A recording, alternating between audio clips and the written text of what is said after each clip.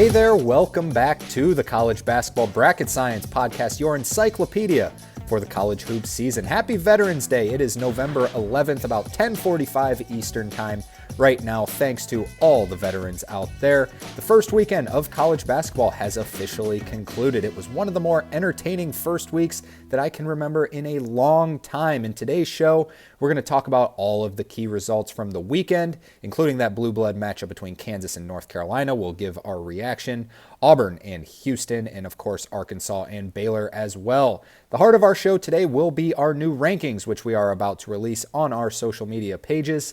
We will also talk about the new KenPom rankings after the first week, see a few teams that have risen, a few teams that have fallen, and so on and so forth. Our number one team and the number one team in KenPom was Houston. They lost to Auburn, so stay tuned to find out who our new number one team is. Then, of course, we will talk about the matchups for this week. A little bit of a slower week outside of the State Farm Classic, but we're going to talk about that, some of the early KenPom lines, along with providing some of our best bets. We're going to be ad-free today, so be sure to like and subscribe. Follow us on social media at Bracket Science with two S's. Check out our website, bracketscience.org, for more content along with our clothing line. Without further ado, let's go back into it. Let's go back to Friday. Friday, the big one was that blue blood matchup between number 9 North Carolina traveling to Fog Allen Fieldhouse to visit number 1 Kansas. Number 1 Kansas led by 20 in the first half. They really looked like the preseason number 1 team. They looked like they were going to live up to the hype. North Carolina, props to them, fought all the way back from 20 down in the first half to take the lead. They led by 4 in the second half, but Kansas ended up coming back and winning a nail-biter. 92-89, high-scoring game in this one. Kansas was led by Zeke Mayo. Zeke Mayo, 21 points, 3 of 9 from deep, 7 of 14 from the field. Great game for him. Pure jump shot. 3 of 9 doesn't do justice. He made some big threes in that game. Hunter Dickinson also added a double-double, 20 points, 10 rebounds. North Carolina, they looked the part in this one. They looked like a top 10 team. I had my skepticisms about them. Not anymore. They look great. Seth Trimble led the charge with 19 points, 4 of 10 from the field. RJ Davis did not play well. They're All-American. North Carolina's All-American. RJ Davis, 3 of 15 from the field, 1 of 7 from 3. He did have 16 points, did well from the free throw line as he always does. But a little bit concerning there. North Carolina shot 30% from 3, 42% from the field. Van Allen Lubin looked pretty good off the bench. The front court looked a lot better than I anticipated. Jalen Withers looked good, 11 points, 9 rebounds. Jalen Washington, 7 points, 9 rebounds. And Van Allen Lubin with those 10 points. North Carolina looks like they're going to be just fine, almost picking up a huge win against the preseason number 1 team. Few takeaways from this game. First off, starting with Kansas, I don't know what vision Bill Self has of starting David Coit. David Coit, the transfer in who was not it was supposed to be AJ Storr, was supposed to be in the starting lineup, you would think. David Coit has been starting, and he's not as good as AJ Storr or Zeke Mayo, quite frankly. But you can say maybe that he wants a spark off the bench with Storr and Mayo, when that second lineup comes in. But David Coit played 20 minutes in this game. David Coit should not be playing 20 minutes. AJ Storr played 27 minutes. Zeke Mayo played 29. This sounds about right. Rylan Griffin only played 17 minutes. Rylan Griffin should be getting a lot more minutes than David Coit. David Coit should not be playing 3 more minutes than Rylan Griffin. No disrespect to David Coit, but it's Rylan Griffin. He's proven. David Coit was a great scorer at the low major level, but I don't know. I would incorporate AJ Storr into that starting lineup. When AJ Storr was on the floor, they just looked so much better. He's so athletic. I know there might be some role defining where it's like you have so many guys that can score, but AJ Storr, he's one of those go-to guys that can really knock it down. I think I would bring Rylan Griffin off the bench too as well. I would start AJ Storr and Zeke Mayo.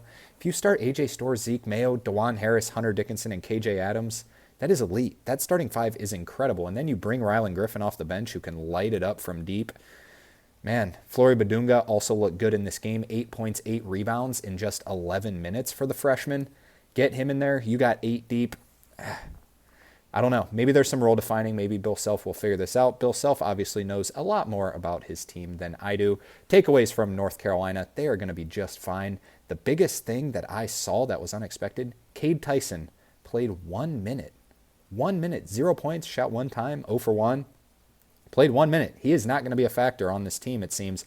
I had him in the starting lineup. I think just about 95% of people had him in the starting lineup, but it does not seem like he is going to be much of a factor on this North Carolina team. North Carolina, I think I left more impressed with North Carolina than I did with Kansas, quite frankly. I mean, Fog Allen is the most electric environment. That game was incredible.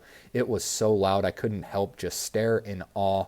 Fun game, came down to the wire. Kansas, 92-89. Now, we're not going to dive this deep on other games. We'll talk deep about the Auburn-Houston game and Baylor-Arkansas when we get to it. But we're just going to label some of the scores that went down. Also on Friday. Friday was the big day for college hoops. Arkansas State traveled to number 2 Alabama and gave them a game. Alabama won the game 88-79. George Mason took on number 18 Marquette. Marquette won 82-63. Number 20 Cincinnati hosted Morehead State and won the game 83-56.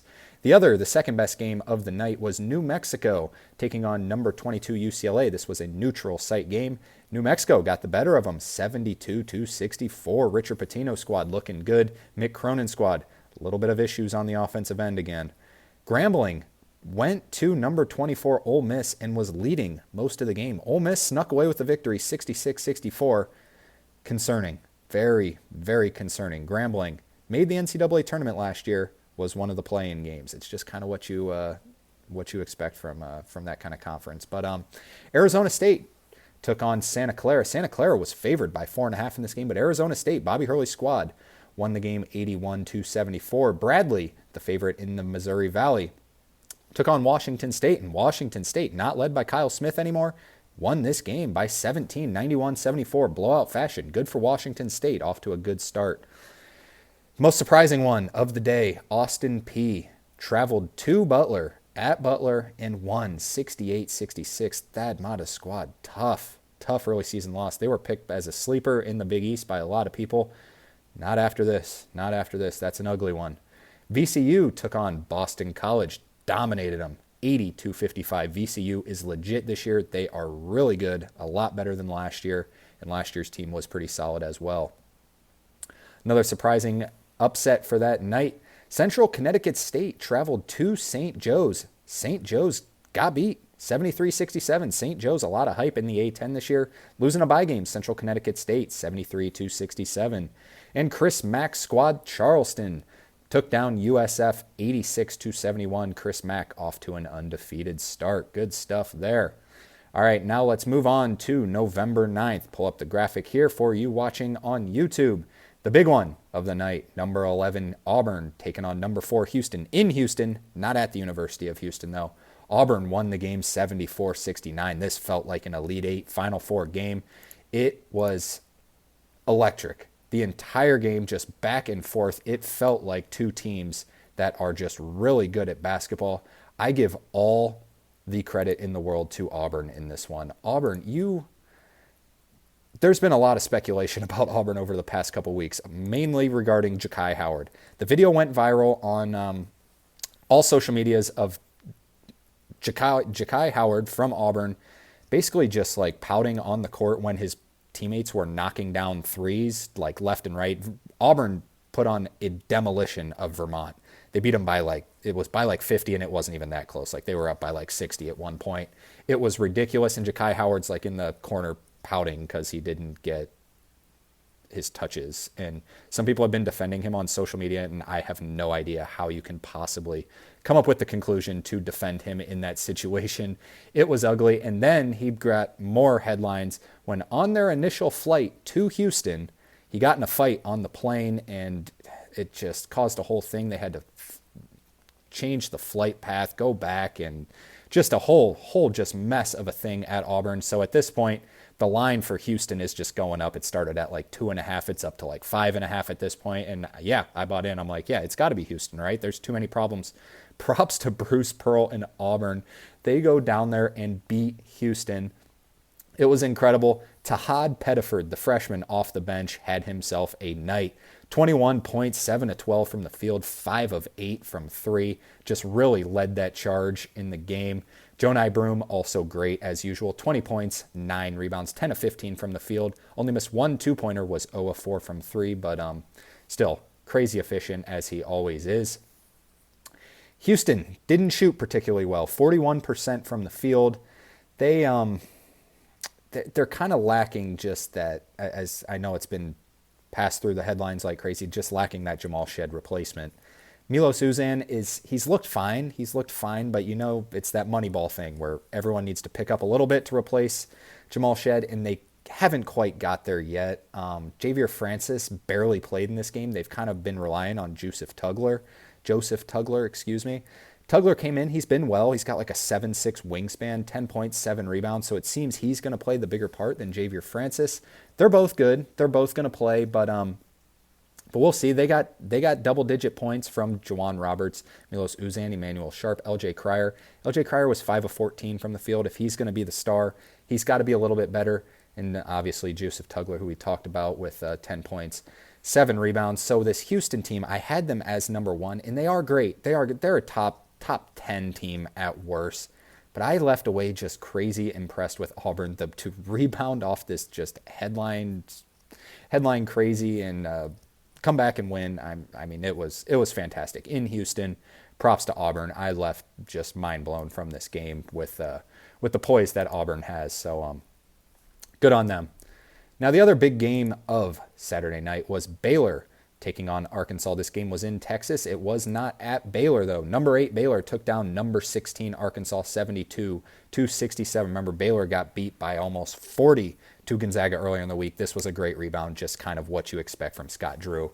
He is a spectacular coach. Baylor was led by Norchad Omier, 15 points, 12 rebounds, 7 of 10 from the field. Baylor goes about 8 deep. They're not the deepest team in the world, but I really like all 8 of their players.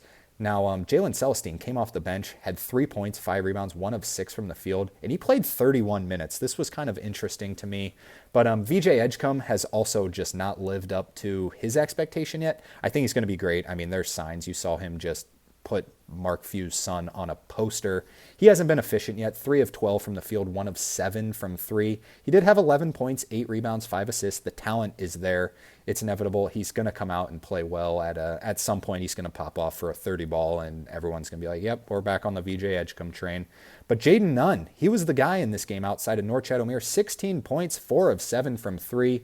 Jeremy Roach was good as well, 13 points, 5 of 10 from the field. And Rob Wright has provided a nice spark off the bench, the freshman. He added 10 points in this game. For Arkansas, it was Adu Thiero who led the team in scoring, not what you really expect from Adu Thiero, known as a defender. He's a good offensive player, too. He's just more of that athletic defender, rebounder type. But he had 24 points, 6 rebounds, 10 of 15 from the field. Great offensive performance. Boogie Fland was good as well, 17 points, 5 of 13 from the field. The disappointment for Arkansas this season so far has been John L. Davis. Only 8 points in this one, 2 of 9 from the field, 0 of 5 from 3. Not a very good showing there. Zvonimir Visic did not play well as well. 2 points, 0 of 3 from the field. We talked about it on the last podcast. Jonas Adu does not play. He barely gets in. This was his most minutes he's played in a game. It was 10 minutes, 0 of 1 from the field, 0 points, just a complete non-factor on this Arkansas team. Carter Knox also did not play well. Just kind of what left more impressed with Baylor's defense, I guess, on this one. They held Arkansas to 41% shooting, 25% from the 3, but Baylor, great rebound win in this one.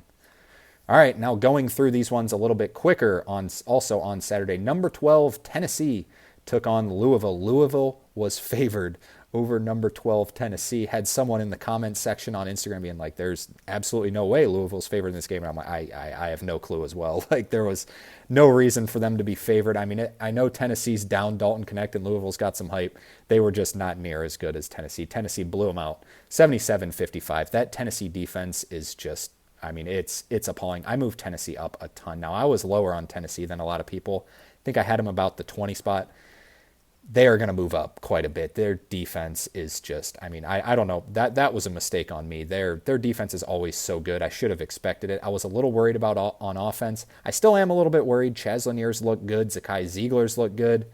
I kind of left more just kind of disappointed with Louisville. Man, they looked like they moved in slow motion. I don't think this is going to be the year that Pat Kelsey gets into the NCAA tournament in the first season at Louisville. Next year, I think they get the job done. Pat Kelsey's awesome, but left a little disappointed with that one, unfortunately, but left impressed with Tennessee as well. Now, Penny Hardaway squad, Memphis took on UNLV at UNLV and took them down 80-74. They trailed most of the game, but ended up coming back and winning. Penny Hardaway squad with a sneaky good first week, beating Missouri, beating UNLV. They will without a doubt get some votes in the AP poll that is releasing here in about an hour or so. Northwestern traveled to Dayton. Northwestern was beating them by 10 at the half. Dayton came all the way back and won the game 71-66 and ended up covering more importantly. I'm not too high on either of these teams. I think if you were to put a line on it, Dayton would be minus money to make the NCAA tournament this year. I don't think they're going to get it done this year. I quite frankly don't really see it with this team. Northwestern is hurting from losing Boo Buie. Chris Collins is a fantastic coach. But this was kind of just, it felt like a bubble game, and Dayton ended up pulling it out at home. Great environment. Dayton's got a fantastic environment. Boise State traveled to San Francisco. As I mentioned, I have been very high on Boise State this year. San Francisco took them down, though, 84-73. Big win there for San Francisco. The WCC is going to be fun this year. Gonzaga, obviously great. St. Mary's has looked good. San Francisco and Santa Clara right there as well. Now, Danny Sprinkle and Washington traveled back to the Mountain West to take on Nevada. Nevada got the better of them 63-53 in Danny Sprinkle's return. And the biggest upset of the night, outside of maybe if you consider Auburn over Houston the upset, I don't know. Fordham took down Seton Hall in a bye game, 57-56. Seton Hall does not look very good this year whatsoever. All right, let's move on to Sunday's game. Sunday did not have that much action. The best game of the day ended up being Arizona State taking on number 6 Gonzaga. This was back and forth. I'm impressed with Bobby Hurley's squad. I was so low on them. I was so low on Bobby Hurley in general as a coach. I quite frankly thought this was going to be the year he got fired. Credit to him. Their team has looked good. Remember, they got dismantled by 56 in an exhibition to Duke. Not in this one. They look good. They led Gonzaga a lot of the game. Gonzaga ended up pulling out the win 88-80. Now, you might think this was kind of just a hangover game for Gonzaga after just demoralizing Baylor. But credit to Arizona State. I was kind of falling off on Jaden Quaintance, their 5-star freshman. I heard a lot of things in the media where it's like, yeah, a lot of coaches didn't even want him. He looked really good. He looked the part in this one. I thought I was left really impressed with him. Really impressed with just how Arizona State looked like they were coached. They looked well. Credit to Bobby Hurley. Gonzaga got the job done, though. Fairleigh Dickinson took on number 15 Creighton in the Ryan Kalkbrenner Wooden Award watch. Creighton won the game 96-70. Kalkbrenner was great again. My favorite game of the day was Michigan taking on Wake Forest, and this one lived up to the hype. This game was in North Carolina, but not at Wake Forest. Michigan led most of the game, but ended up losing late in the game to Wake Forest, 72-70. Good win for Steve Forbes' squad. I think both of those teams will end up in the NCAA tournament this year. This felt very much like an 8-9 matchup. Now, Appalachian State took on number nothing Wisconsin. They are unranked. Wisconsin dominated them 87-56. This is going to be a rebuild season for Appalachian State. They got drilled at home by Miami and now got beat by 30 to Wisconsin team that is projected towards the bottom of the Big Ten this year. So App State not looking too good this year. A mid-major team that is looking good. North Florida travels to Georgia Tech. Kills them. 105 points for North Florida. Georgia Tech ended up with 93. This was a bye game. North Florida had 2 bye games that they were getting paid in their first week. They traveled to South Carolina and beat them, and now traveled to Georgia Tech and beat them. Something about those Florida mid-major teams. We saw it with FAU 2 years ago. Saw it with USF last year. North Florida seems to be that team. North Florida lost Chaz Lanier going into this season, and they look great. They look great. North Florida, watch out for them.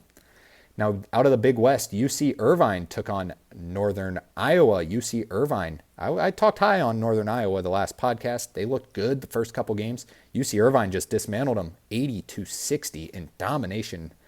UC Irvine looks the part again, always the favorite in the Big West. In the final game, we'll talk about Stephen F. Austin traveled to Drake. Drake took them down 66-51. That is all the results for the weekend. The 3 big ones. Auburn takes down Houston, Baylor takes down Arkansas, and Kansas holds off North Carolina. All right, now we're going to get into the meat of the show. We're going to dive into, before the KenPom rankings, we're going to dive into our new power rankings. Power rankings. All right, so I got the graphic pulled up for you watching on YouTube. This is going to be released on our Instagram, Twitter, TikTok here later in the day. Remember, those are at Bracket Science with 2 S's. I don't know how the people are going to take this one, and it feels weird putting them number 1. I have Auburn at number 1 in the power rankings. I don't know if people are going to like this, dislike it, but I have to go with who I think the best team has been so far this season. Vermont beat UAB at UAB. Everyone loves UAB. And then Auburn just, it might have been the best performance I've ever seen out of a basketball team when they just destroyed Vermont. It was like 71 to like 25 at one point in that game. Like, it was ridiculous. Vermont's like a top 15 mid-major in the country. It was ridiculous. And then to get in all this drama, get in fights on the plane, Ja'Kai Howard is pouting on the sideline, and then go to Houston, who I had as number 1, and beat them. I can't put anyone else other than number 1. Now, I don't know if Auburn, someone fact check, has ever been ranked number 1 in like the AP poll. I don't think they're going to be ranked number 1 in the AP poll. It just feels strange seeing Auburn at number 1. I think they deserve it. I think they've been the best team in the country so far this year. At number 2, funny enough, I have Auburn's rival, Alabama. Now, I know they struggle with Arkansas State. Arkansas State is going to be good this year. Don't worry about Alabama. This was a little bit of a trap game for Alabama, because Alabama is about to start an absolute gauntlet of a schedule. They have like 6 games in a row that are like the game of the day. It's going to be ridiculous. Keep an eye on Alabama. We'll talk about them here in a little bit in our games to watch. They got 2 huge ones this week. I do still have Kansas at number 3. I've been a little lower on Kansas. I think Kansas could end up being the best team in the country. Not right now, though. I don't think they are right now. I think they got a little bit of figuring out to do. They need to move A.J. Storr into the starting lineup, as mentioned. Still got Kansas at number 3. I have Gonzaga at number 4. Now, Gonzaga, as soon as they dismantle Baylor, I'm like, they have to be number 1, right? And then struggled a little bit with Arizona State. Saw little things that I was concerned about going into the season. But they're still great. It was a little bit of, like I said, a hangover game. So I just didn't move them. I kept them in place. I had them at number 4 last week, or I might have had them at number 5 and moved them to number 4. I think I had Duke ahead of them. So they moved up a spot even with the just destroying Baylor. I mean, the top 5, you could put it in just about any order, and I'd be perfectly fine with the top 6, honestly. At 5, I do have Duke. Cooper Flagg has looked the part. Got to see them play a little bit of competition, which we will see them play on Tuesday. We'll talk about that here in a second. At 6, I do still have UConn. UConn looks the part. Need to see them play a little bit of competition. Now, I did drop Houston only to number 7. I have Iowa State at number 8. I still think Houston is the better basketball team than Iowa State. Iowa State's great. I'm still going to ride with Houston as of right now. Iowa State at 8. North Carolina, I kept at 9. Left away impressed with North Carolina. I think I've had them in that 9 spot the entire preseason. Baylor, I did move back up to number 10. Had them drop to number 12, all the way up to number 10. Arizona at 11. Haven't really played much. They got a big game later this week. We'll talk about that here in a second. I moved Tennessee all the way up to number 12. I left so impressed with their defense. If they can get some scoring, this team is really scary. Now, I do still have Texas Tech at 13. Texas Tech is unranked in the AP poll, which is just a huge mistake. They are ranked high at KenPom, which we'll talk about here in a second. At 14, I got Purdue. Purdue has looked a little shaky in their first couple games, but still, I have them as the team to beat in the Big Ten right now. At 15, I have Indiana. Indiana has looked great. Indiana trailed at halftime yesterday, though, against something other Indiana or Illinois or something. I can't remember who it was, but they trailed at halftime and then outscored them by like 40 in the second half. So it's like pick your poison with Indiana. I think they're going to be good. I think they'll be fighting for a Big Ten championship. At 16, I do still have Arkansas. I've been impressed with Arkansas right now. They got some things to figure out right now. But Boogie Fland has looked the part. He looks great defensively. It's just John L. Davis. They got to get him going, and I think they'll be a legit contender. At 17, I got Kentucky. I'm bought in on Kentucky. I was a little skeptical going into the year. I'm here now. 17 might be a little high for some people, but we'll see. We'll see about this game against Duke that we'll talk about here in a second. At 18, I got Ohio State up to 18 after their opening day win against Texas. Big win there. Ohio State up to 18. Jake Diebler seems to have something rolling. Marquette at 19. Marquette has looked good so far this season. Creighton at 20, right behind them. Creighton 2-0 to start the year. They looked a little sketchy in their opening night matchup against UT Rio Grande Valley, but looked better last night against Fairleigh Dickinson. Need to see them play some competition and someone who can actually guard Ryan Kalkbrenner. Now, I do have Texas A&M down at 21. Don't really know what to do with that team, quite frankly. I could see them still being a competitor in the SEC, but Wade Taylor just has done it to me too many times. Had to drop them down. If you drop them out of your top 25, I'm fully hearing you out. I'm perfectly fine with that. At 22, I do have St. John's. St. John's has looked the part so far this year. Kadari Richmond has looked good. Davon Smith also looked good. He had double-digit assists in their last game. At 23, Cincinnati. Cincinnati, I feel like, should be higher, but I don't know where to move them. They look great to start the season. 24, Florida. Todd Golden, the big question in this one, battling some sexual assault cases. Will he be able to finish the season? That's the big question.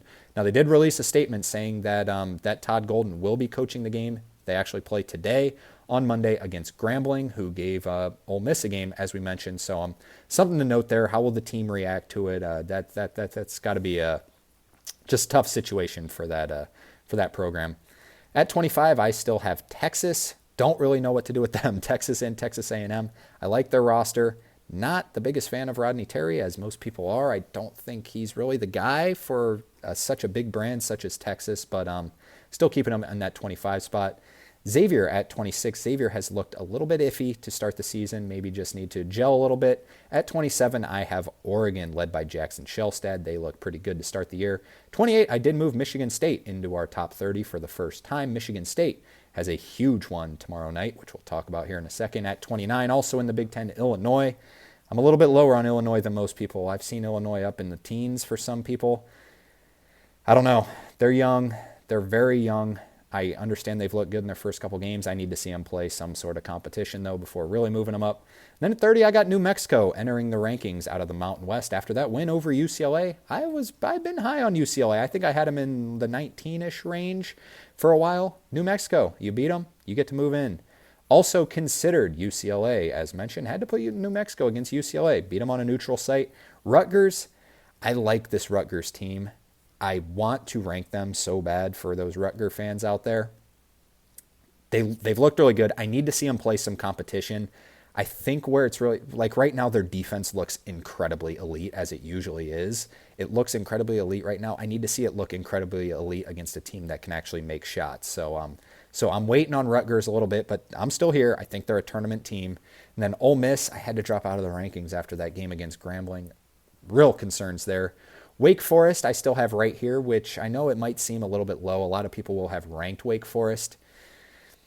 I have my concerns. I have my real concerns with Wake Forest right now. I think they're a tournament team. I think they're a bubbly for a lot of the year, but end up sneaking in sort of 8 to 10 seed range tournament team, maybe up to a 6 or 7 seed. But I don't know.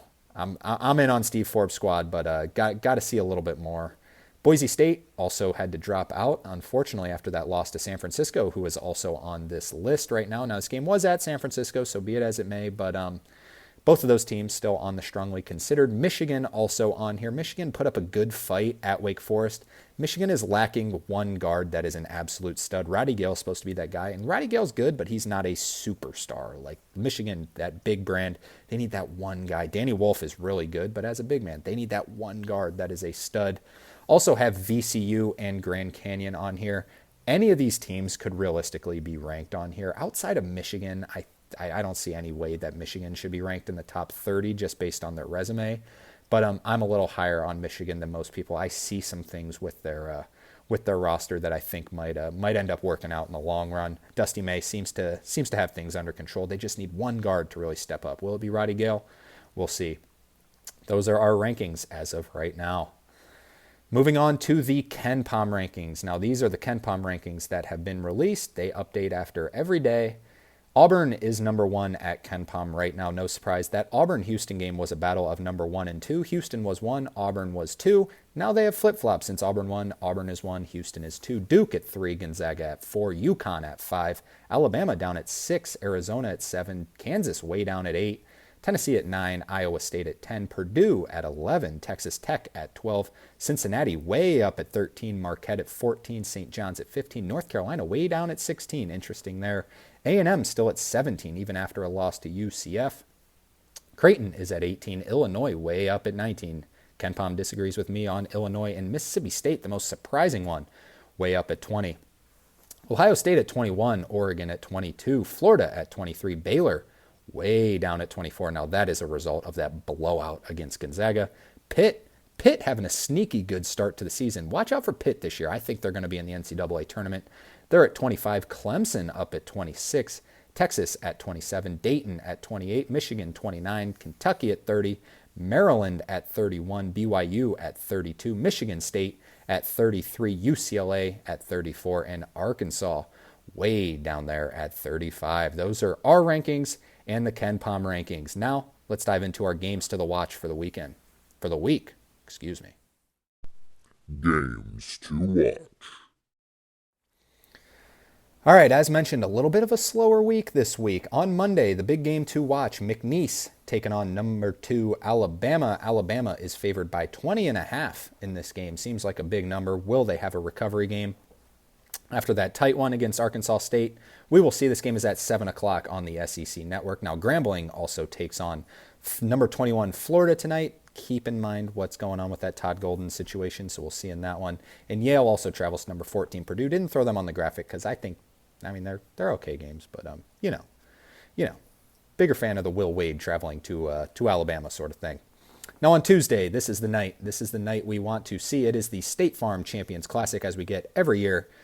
In the opener, Michigan State takes on the number 1 team in the country, Kansas. This might be a ranked-on-ranked matchup. Michigan State might enter the AP poll. Kansas favored by 6.5 in this one. And the late night one, that game's at 6:30. At 9 o'clock, number 23, Kentucky takes on Duke, led by Cooper Flagg. Duke favored by 5.5 in this one. Keep those games on. Remember, they do it every year. It's on a Tuesday. There's the opening night at 6:30. Then the college football playoff reveal, their college football committee show comes on at 8:30 to 9 o'clock, and then at 9 o'clock is the nightcap, the bigger one, which is Duke, Kentucky this year. On Wednesday, we have a pair of pretty solid games taking place at 9 o'clock. Now we got Grand Canyon taking on Arizona State. Grand Canyon is favored by 1 in this one. This game's at 9 o'clock on ESPN2. See if Tyon Grant Foster is playing in this one. He hasn't played this year. Tyon Grant Foster has not been able to play this year. He's battling an injury, but see if he plays in this one. It's only a 1-point spread. I think if he plays, Grand Canyon gets the job done. I think if he doesn't, I would lean Arizona State. So he's the key factor in that one. Keep him in mind. Also at 9 o'clock, this one's on ESPN+. LSU takes on Kansas State. Kansas State favored by 4 in this one. Not near enough of a big number in that one, in my opinion. Keep that in mind for our best bets coming up here in a little bit. Now on Friday. Friday is the biggest day in college hoops this week.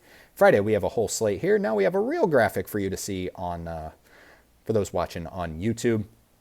Starting at 5 o'clock on TNT, a battle of 2 teams who they won back-to-back national championships at one point in 2018 and 2019. At 5 o'clock on TNT, Virginia takes on Villanova. Villanova favored by 4. Villanova really needs this one, really needs it bad. If they fall to the Tony Bennett-less Virginia team, man, Kyle Neptune is going to be just burning on the seat. It is already blazing hot. They need to win this one. I think Villanova gets it done because Virginia is just, you feel so bad for the kids after losing their coach a month before the season. But I think Villanova, can't believe I'm saying it, I think they get the job done. At 6 o'clock on the ACC Network, number 21, Florida. Keep in mind that Todd Golden situation takes on Florida State, in-state rivalry game at Florida State. Florida favored by 4 in this one. Keep the Todd Golden thing in mind. I'll say it once again. If this thing kind of blows up and they struggle tonight with Grambling, Florida State stinks, and Florida State might be able to get the job done in that one, quite frankly. Also at 6 o'clock on Fox Sports 1, a game I'm very intrigued by. TCU travels to Michigan. Michigan favored by 6 in this one. I think Michigan recovers in this one. I think TCU has a little bit of a down year this year. They got Jamie Dixon, always a high floor. I think Michigan gets the job done in this one. They're laying 6 points according to KenPom. The biggest one of the night is at 7 o'clock on Peacock. Number 2, Alabama travels to number 14, Purdue. Purdue favored by 2 in this game. Remember, we mentioned Alabama is about to start a gauntlet. Well, this week they got that McNeese game. Will Wade coming back to the SEC to take on Alabama. And then they travel to number 14, Purdue, and it's just going to get more difficult going forward for Alabama. Purdue favored by 2 at 7 o'clock on Peacock. Another fun one at 8 o'clock on FS1. Number 18 Marquette travels to Maryland. Maryland favored by 2. Maryland could very easily be ranked if they win this game. Maryland, I should have thrown them on the strongly considered. I didn't really consider them, so I guess that's why I didn't throw it on. But Maryland's good. They're right there. I think they're a tournament team. They're right in the conversation. Need to see them play some talent, though, as of now. Now, a rivalry game also at 8 o'clock on ESPN+. West Virginia, led by Darian DeVries, takes on Pitt. Pitt favored by 9 in this one. Pitt has looked good. West Virginia, curious to see how they play. Haven't watched a West Virginia game this year. We'll see how Tucker DeVries can do against Jalen Lowe and the Pittsburgh Panthers. At 9 o'clock, this is going to be a fun one on Peacock, so get that doubleheader on Peacock going. Number 10, Arizona travels to Wisconsin. Wisconsin's supposed to have a down year. Arizona hasn't really played anyone this year. This will be their first true test. They are favored by 3 via KenPom. Excited to see that one. Also at 9 o'clock on ESPN+, Ohio State travels to number 13, Texas A&M, probably in the 20s now, number 20-something, Texas A&M, which we'll find out here in a little bit. Texas A&M is favored by 4 in this one. Remember, this is a home-and-home that they did. Last year, Texas A&M traveled to Ohio State and beat them. We'll see if Ohio State can return the favor this year, traveling to Texas A&M. That's the games to watch for the entire week. Friday, the main slate of college hoops. Now, let's dive into our best bets. It's time for BJ's Best Bets. All right, best bet number 1. These are in no particular order, just in order of when the games are played. I got Kansas covering 6.5 over Michigan State. I think they just outperformed them, quite frankly, in this game. I think they're better. I think they cover 6.5 in this one. Kansas State -4 over LSU. This is the best bet of the weekend. Bet that. I think Kansas State gets the job done by a lot over LSU. Maryland -2 over Marquette. The unranked beating the ranked. I think Maryland gets the job done at home. And then Michigan -6 over TCU. I think Michigan covers in that game with a little bit of a rebound game after losing that lead to Wake Forest late in that game. That's going to do it for our entire show today. Thanks to those who stuck with us. Remember to give us a follow on TikTok, Instagram, Twitter, at Bracket Science with 2 S's. Check out our website, bracketscience.org. Great clothing on there for cheap. Go check that out. Stay tuned for next week. We'll be back to talk Saturday morning to review these games and preview the weekend slate of college hoops. Everyone have a great rest of their week. Enjoy the games. See you later.